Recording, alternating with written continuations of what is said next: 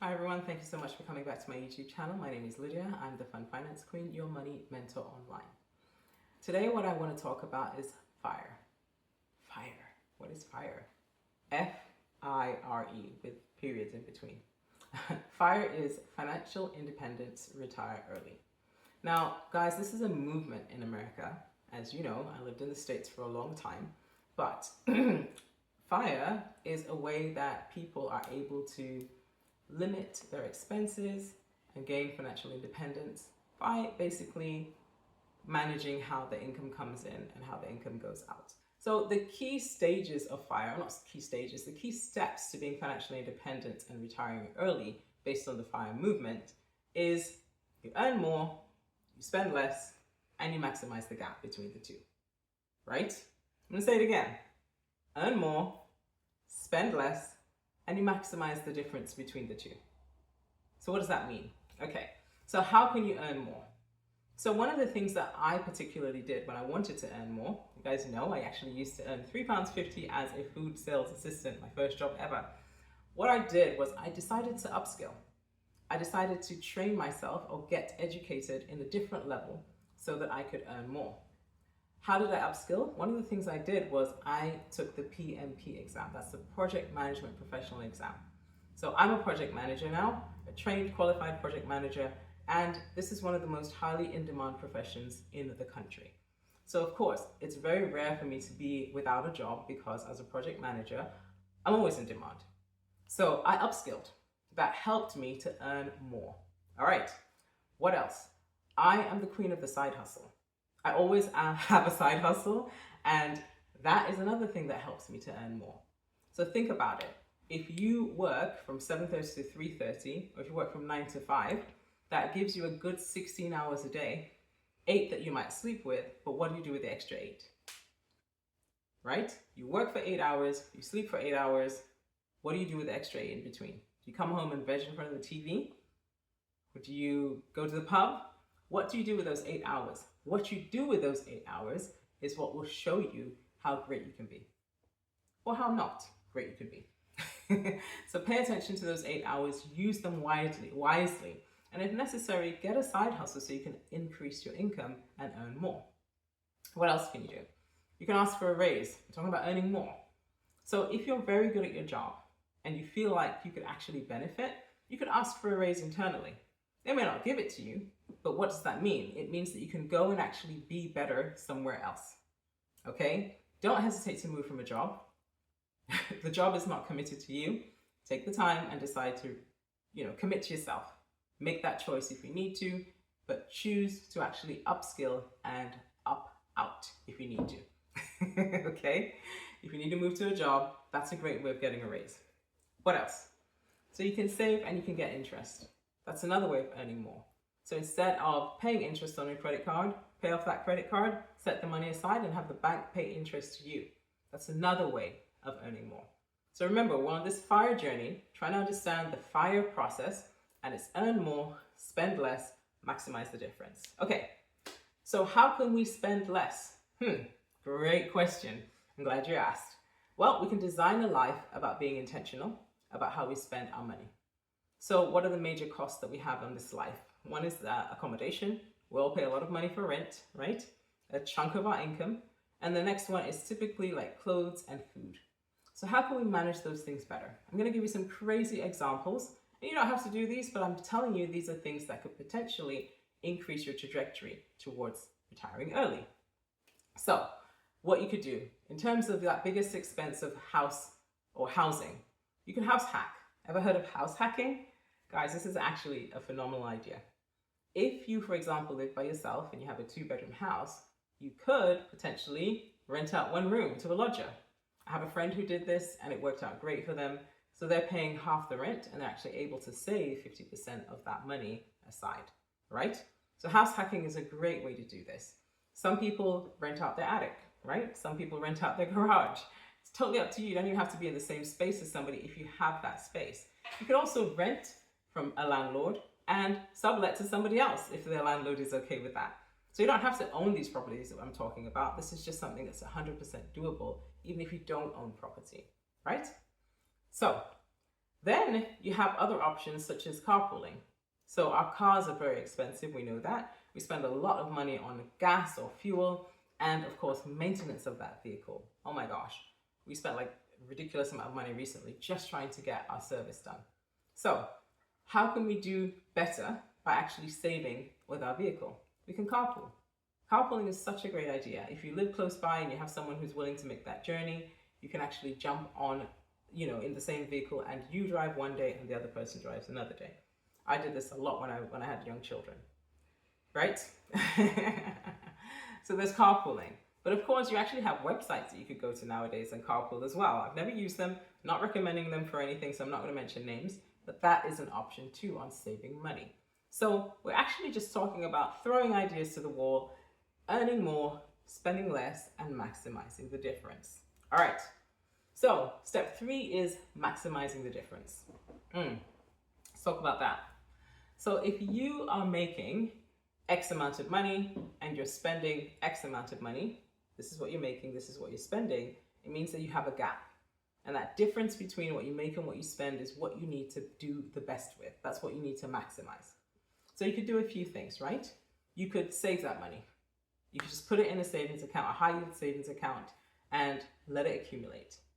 You could put it in an investment account. If you understand stocks and shares, you could put it in an investment account. You could put it in an investment account and save that money and invest it yourself. Or if you have a financial advisor that you trust, you could potentially do that as well. Now, I like to be my own financial advisor, so that's just me. But make sure you understand who you're dealing with if you do decide to take a financial advisor. All right, what else can you do? You can learn to invest yourself. This is something I would highly recommend. You learn to understand the possibility of investing and actually making money. So maximizing the difference, learning to invest yourself. There are so many ways that you could choose to invest. If you've saved up some money between what you earn and what you spend, you then have the choice to decide what you want to invest it in. So some people who invest in stocks and shares, some people invest in property, some people invest in commercial or residential property. There are just so many choices of how you can actually grow your money. However, before you take any steps, ladies and gentlemen, my heart to you is that you get educated. Make sure that you understand what you're investing in. If you can't explain it to a 6-year-old, you shouldn't be doing it, okay? I will do videos on investment. However, I am creating the financial foundation that I need for this channel at the moment. And once I get into the time when I want to talk about investing, you will see that. I know I've had a lot of people DM me or message me and say, hey, could you just talk about investing? I need to create a solid foundation for people to understand before we talk about how we invest our savings. Okay, now how else can we grow our income, or how else can we maximize the difference between what we make and what we spend? We can plan for our retirement. Now, if you don't have a retirement fund, I've mentioned it before, set one up. And there's so many that you can literally do online and you'll be able to be okay. Research the fund that you're talking about. Make sure you understand it's ethically in line with who you are. And that way you can get an idea of how your money will be invested. This is so important. Take time to understand who is investing your money. Take time to understand the pension fund that you're working with. Have they been around for a while? Are they established? What is it costing you in terms of commission for them to manage your pension fund? All of these things are things that you need to understand and you need to pay attention to. If you're not doing that, please take the time to do so. We've heard of way too many people whose pensions have gone missing and they end up in a position where they can't support themselves in old age, God forbid. All right, so those are just a few ways that you can maximize the difference, right? So let's talk about the different types of FIRE. You have regular FIRE. Say, for example, you earn $30,000 a year and you have a buffer of about $10,000 a year that you can add to that, and it will allow you to live comfortably without having to work for a certain length of time. Okay, so that's regular FIRE with that buffer. You have people though who are a little bit different, and these people I have the ultimate respect for.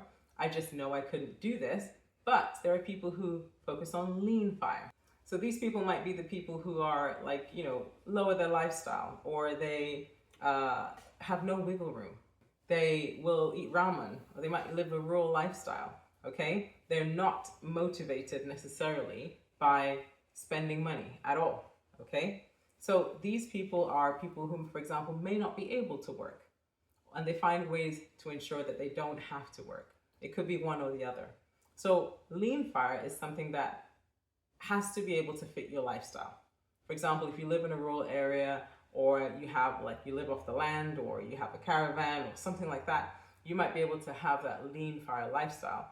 But I'm very much aware that is not something that everyone wants to do, and I am not one of those people who'd be able to do lean fire. That said, you have fat fire. We're not talking about being obese or body positive. We are talking about being able to live off the fat of your savings. So for example, you work for decades, you set aside a lot of money, you take that money, it's turning, it's investing, and you live a really healthy lifestyle.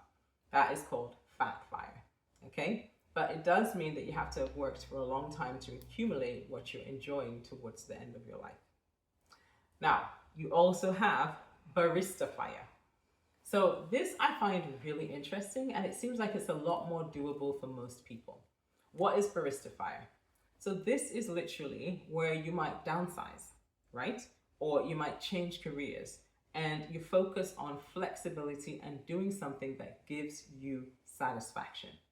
So this is something that people tend to do, like after the kids have left home, or if you don't have children, where you've managed to save up a little bit of money and you want to focus on something different than what you've done all your life. For example, if you've been a nurse all your life and you've spent hours nursing people and you're getting burned out, one option might be you could say, okay, I want to switch to something else. I want to change career. You know, based on what you've saved, the little that you have set aside, and potentially being able to find something that gives you more flexibility. So instead, for example, of being a bedside nurse, you could become an occupational therapist, also a nurse, but a different kind of setup. So that is Barista FIRE, and it's something that is really getting popular these days for people who want to have a change of atmosphere, a change of career, a change in direction. This is something that's 100% doable if you plan it properly. And last but not least, you have Coast FIRE. So I love this, and I always tell my children that this is a great idea. Now, this is what I would recommend for millennials, okay, or for younger people. If, for example, you are able to set aside X amount of money, okay, and put it in a retirement fund.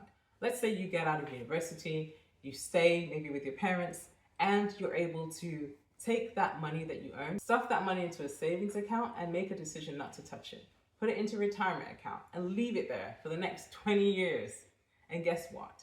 That money will grow and you'll still be young, and you won't have to work all the rest of your life. This is a fantastic idea if you're young enough to do it. Unfortunately, I don't qualify for Coast FIRE because I'm a little bit older, but, and I won't share my age ever, but it's important to actually consider that as an option. I think there's so many options in how we can actually live our lives these days and potentially retire early. I wanted to bring this to you guys as a British content creator. In America, it's vast, but if you've never heard of FIRE, look it up, find out about it, and let me know if you have any questions. I'll be happy to answer. Thank you so much for coming to my YouTube channel, guys. 2 things I ask of you: like the video, subscribe, share it with anyone who you think will benefit from it, and I'll see you in the